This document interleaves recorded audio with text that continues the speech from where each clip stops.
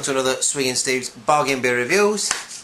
What have we got up this time? This is what bargain beer hunting is all about. This one I found in B&M, and it'll be going straight in my craft beer playlist, this one, because you've got to call this one it's called Crafty Dan, the brewery, so you know you've got to call this one a craft beer. So yeah, part of Thwaites, it's like a little sort of little spin off of Thwaites brewery. Thwaites obviously doing the famous beers like Wainwright's and Lancaster Bomber, but they're also doing these little craft beers now. Of all the craft beers I've tried in Britain, all the British breweries, there's a lot of Cloudwater in particular really good at the moment, but I love these guys, these Crafty Dan beers. They're 15, is it 15 guns or 13 guns I think. They're 13 guns beer, absolutely beautiful.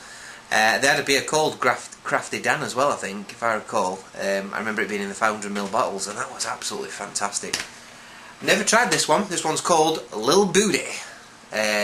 So a little bit, a fruity kick of hops, and it's a pale ale infused with Australian hops, fresh and lively. So I guess it'll be the, I think, is it the Galaxy hop that's from Australia, or is that New Zealand? I get mixed up.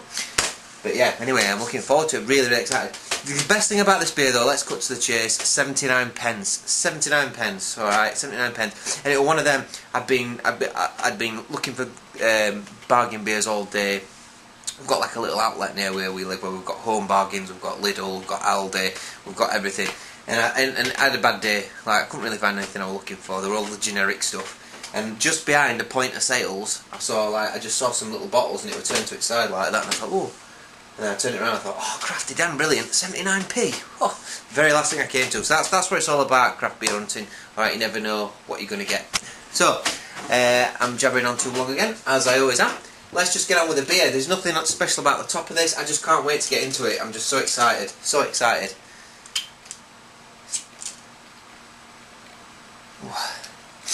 Yeah, so a little bit fruity, a little bit of lemon zest on the top there. Okay.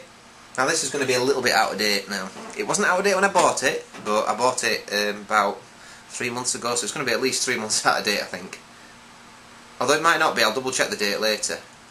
But that shouldn't be an issue. You know, it shouldn't be an issue. Okay, so there we go. Yeah, it's a pale ale, it's a blonde sort of beer colour. It looks like it looks, is it conditioned that? It looked like there were bits floating around it. I don't think there are, it's just the bubbles look quite big. Okay, swish that round a little bit, so it's a lovely sort of goldeny colour.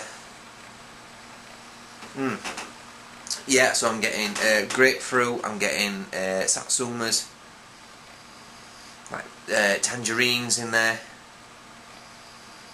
It's a really sweet sort of smell. Am I getting anything on the malt? Maybe some like blonde malts in the background or something. It just smells lovely, really fruity, really inviting. Right, I'm going to dive in. Cheers everybody.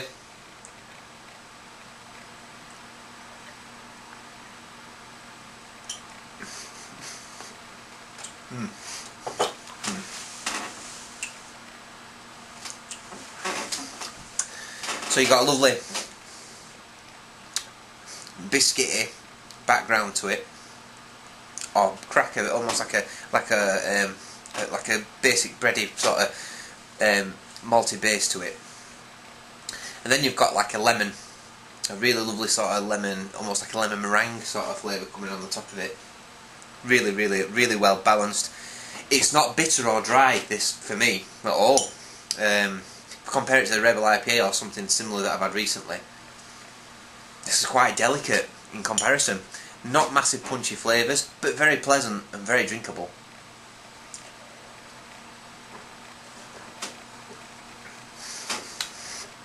It's just so lovely, really lovely, sweet.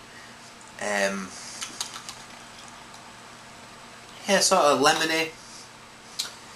A slight grapefruit on the flavour.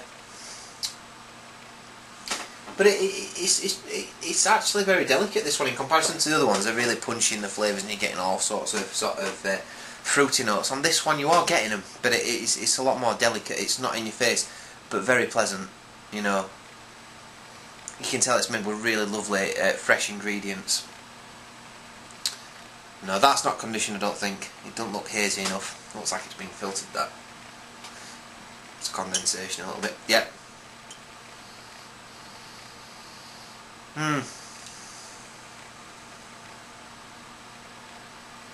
When you give it a swish, you really get that like burst of grapefruit and sort of tangerine notes. Lovely.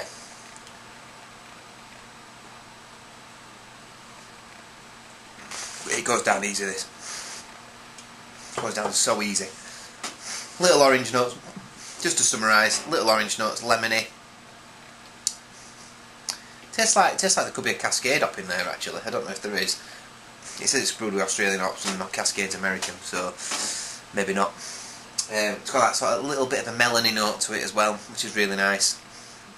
Very delicate, very easy to drink. If you don't like your hoppy beers and you don't like your bitter beers, you will absolutely love this. It's hoppy in the sense that it's a little bit fruity and you can taste the hops in there, but it's not dry, it's not really bitter, it's not got that real sort of clawing away your taste buds when you finish drinking it. It's there a little bit in the background on the back of your tongue, but it's so well balanced. It's a lovely beer, this. A really lovely beer. It says here, the Crafty Diamond range of distinctive and individual beers is created by our expert brewing team, who are continuously experimenting with new recipes and beer styles to add to your enjoyment. Let's see what it says. And you've got this lovely tasting note, sort of like table, I suppose, if you like, to be mathematical. Tasting notes, it says fresh, clean, tropical fruit flavours from start to finish. Yeah, it's clean. I didn't say it were a clean tasting beer. It is very clean. Lance Williams created it. It says the hops used in there are Topaz, Galaxy. I mentioned Galaxy. I thought Galaxy might have been New Zealand, but I think there's Australian, isn't it? Summer, Ella, Challenger. I don't know what Summer and Ella taste like. I've had Topaz before. Challenger and Goldings are British hops. So yeah, we've got a bit of a balance, got a bit of a British base to it, and it has got that. I mean, I'm reading there the yeast strain that they use is Thwaites Ale. The malts of Marisotta. So it's got that quite traditional taste to it, and Thwaites have got a very quintessential British sort of bready, nice taste to their beers. And you'll know when you drink them, because I mean, if you Wainwright's, for instance, has got a very sort of almost like a wheaty, like a cereally taste. It's so like Moorish. It's unbelievable, really. But yeah, lovely topical taste, lovely, well balanced beer. Really, really like this beer. For me.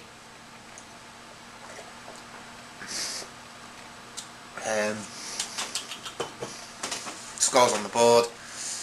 Oh, where do I put this one?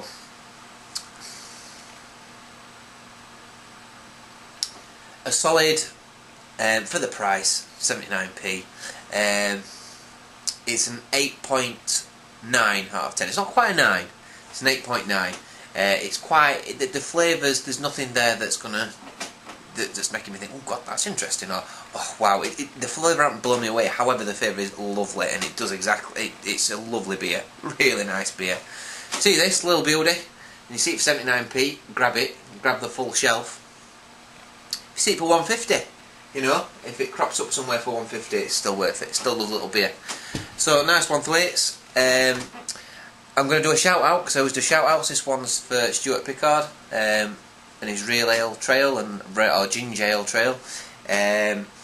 He's always on Facebook, he's always uploading stuff, he's always doing good things about Real Ale. You want to check him out, he'll probably message you back because he's a nice guy, he's that kind of guy. So yeah, there we go. So this one's for you, Stu. And this one's for Thwaites. Until next time, see you around.